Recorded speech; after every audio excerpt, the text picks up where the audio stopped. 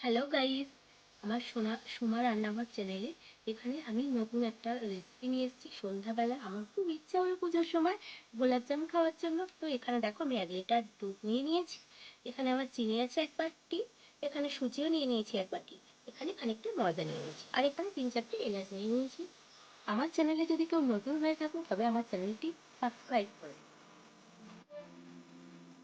Hello guys, দেখো এখানে আমি গোলাপ জামুন বানানোর জন্য চিনি সিরাপ করে নেবো। তো ওর জন্য 1 বাটি চিনি নিয়েছি, দেখো এ দিয়ে দিলাম।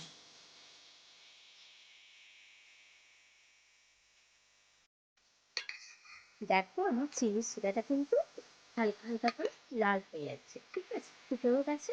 এবার দেখবো এটা চ্যাটচ্যাটে ভাব এসে গেছে কিন্তু,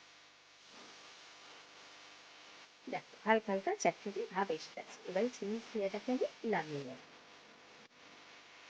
দেখো এখানে আমি সুজিটা 1 বাটি সুজি নিয়েছি, সেটা আমি দিয়ে দিলাম, দিয়ে এটা ভালো করে ভেজে নেব।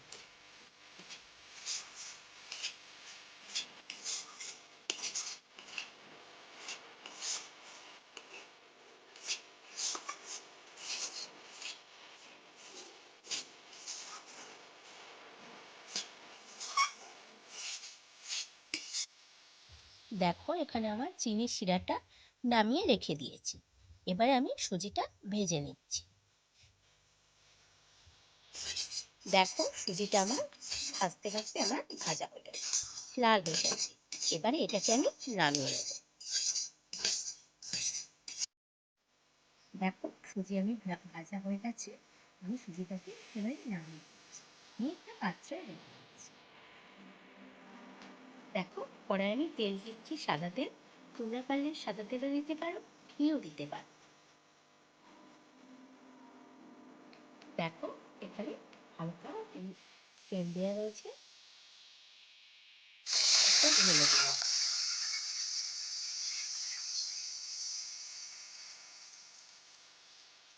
আর এটা কন্টিনিউ নিয়ে নিলাম।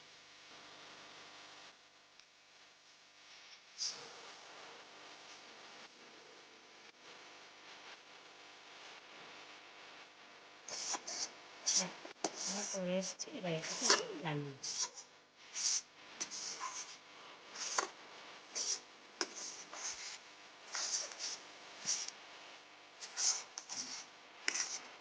কত সুন্দর সিদ্ধ হয়ে গেছে।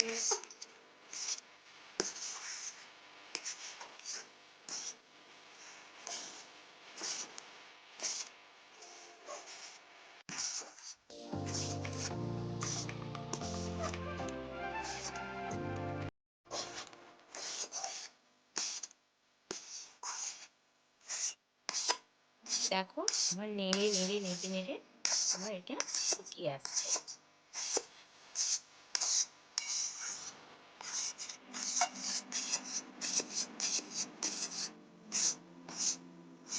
এবারে এটা একদম শুকিয়ে আসলে তারপর এটাকে আমি নামিয়ে নেব।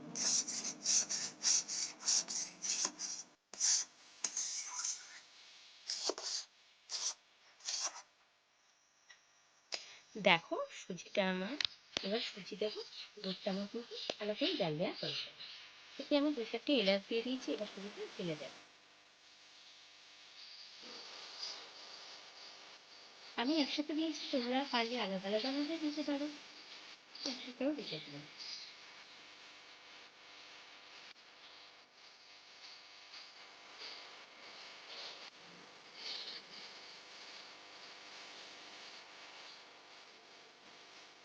দিয়ে ভালো করে নেড়ে দিচ্ছি।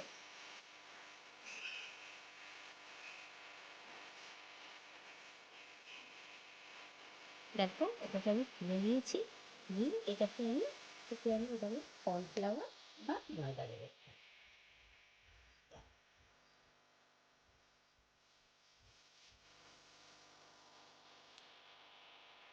দেখো এখানে আমি ময়দা দিয়ে দিচ্ছি, এতে কর্নফ্লাওয়ার বা ময়দা যেটা একটা দিয়ে, আমি এখানে ময়দা দিয়ে দিচ্ছি, তোমরা এখানে কর্নফ্লাওয়ার দিতে পারো। দিয়ে এই ডোটাকে এবারে ভালো করে আমি মাখিয়ে নেব। দেখো ওটা সুন্দর করে মাখিয়ে নিচ্ছি।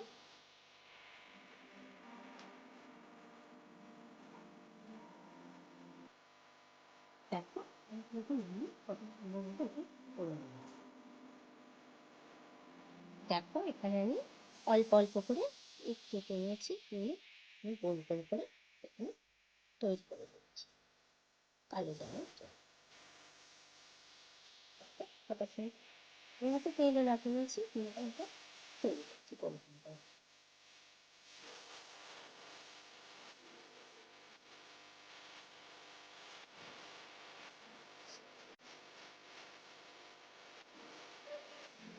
দেখো এখানে তেলটা গরম হয়ে গেছে, তো এতে আমি একটা একটা করে ছেড়ে দেবো। কত সুন্দর ভাজা হচ্ছে।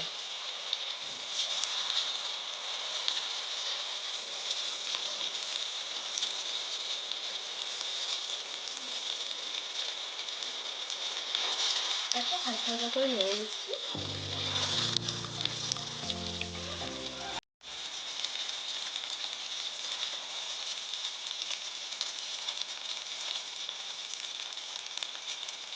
এগুলো আমরা নেড়ে নিয়েছি, নেওয়ার পরে লাল হয়ে গেছে। এবার এগুলোকে তুলে নেব, ভাত দিয়ে দিয়ে তুলে নেব। দেখো কত সুন্দরভাবে আমার লেসটা তৈরি হয়ে গেছে। তোমরাও কিন্তু পারলে চেষ্টা করতে পারো, খুবই খুবই সুস্বাদু লাগবে, ফাটাফাটি।